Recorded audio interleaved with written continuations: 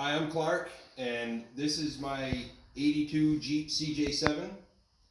I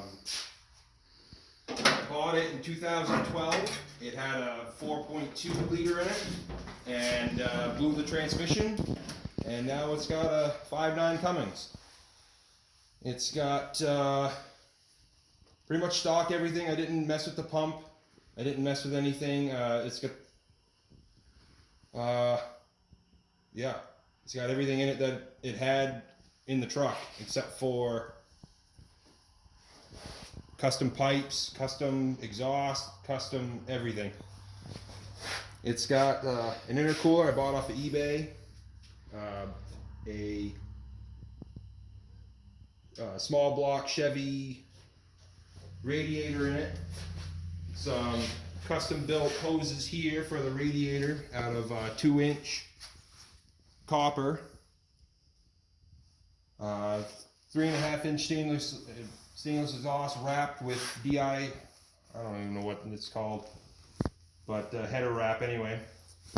And yeah, got 35-inch tall tires on it that came with it when I bought the Jeep in 2012.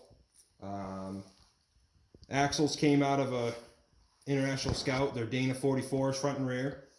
It's got custom 3-link with a pan hard bar in the front. Some Rusty's off-road steering links in the front as well with 3/4 Heims. Custom built brackets for the suspension with coil springs out of the same truck the motor came out of. Got no front drive shaft in it. I just haven't made it that far yet. I've been working on it for 5 years. Got it on the road last summer. Thing cranks. It really does well for an 82 Jeep, other than the fact that the steering box is a little loose, so it's kind of, we call it Wanda. So it's got a brand new tub. It's not a Jeep tub. It's just a aftermarket tub, but everything fit well.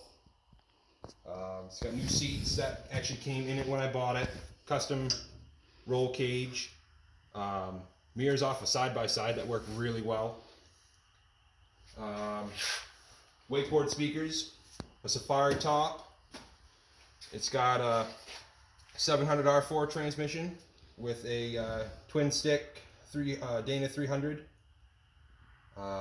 It hasn't been modified in any way, just a stock 300. Tires need to be replaced. They're absolute junk, but they hold air, so good enough for me. I had to plate the, you can't really see it, but there's a plate that runs from here to the back, and on the inside that runs from the inside all the way up to the front of that link for strength at a 3/16 plate. Give the camera here.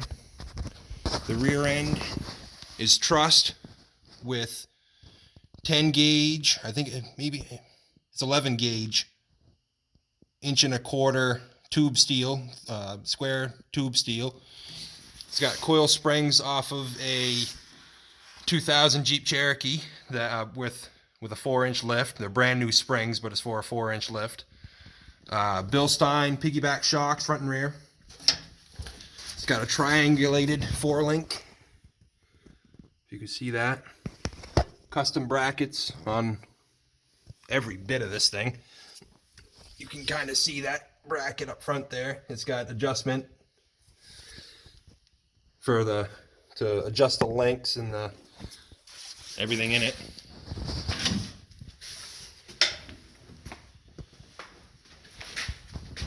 That's the roll cage. It was a kit that I had welded together. Really came out nice. All TIG welded and some MIG welds, but it's all good. All new gauges. All that stuff is brand new. The only thing that's original to the Jeep is, other than the customized frame, is the windshield, the seats, the hood and the grill and the tailgate, which that's quite a bit for a Jeep that was rusted out as bad as the other one was. You could throw a cat through the floor of that Jeep. But yeah, runs really well. I just got it out of storage so I can do the submission to this car show. So I'm going to throw a battery pack on it and start it up.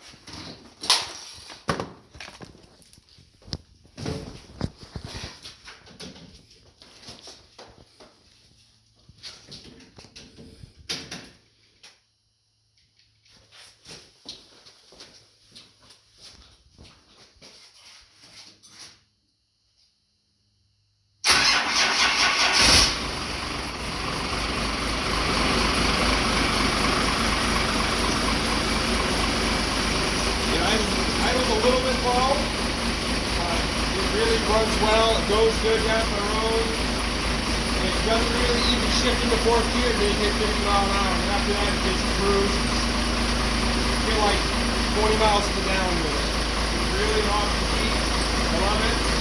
Still not done. Gonna build bumpers, drive shaft, hook up the wakeboard speakers, different stuff like that. It's just been me and my daughter in it a couple times last summer just to kind of work out some bugs. And one bug we run into, the alternator was rebuilt to be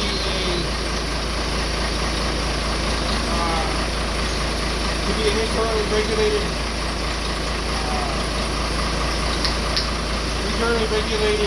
alternator, and it didn't work, and it fried all the wiring underneath the dash.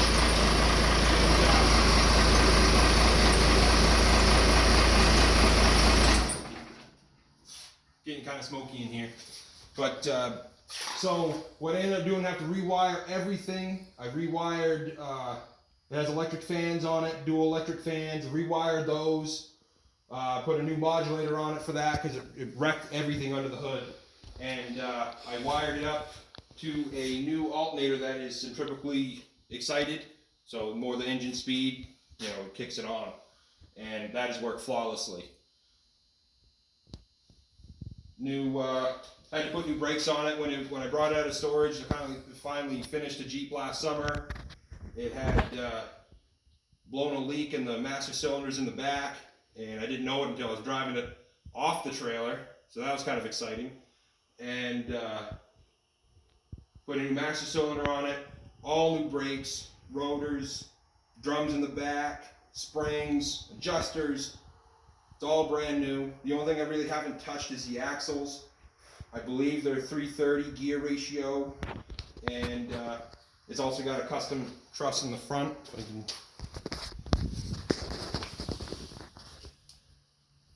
You see the panhard bar and the bump stops and all that stuff. The spring pockets were stolen from the same truck as the springs and the motor, and yeah. Jeep is a blast. I love it, and I hope you guys love it too.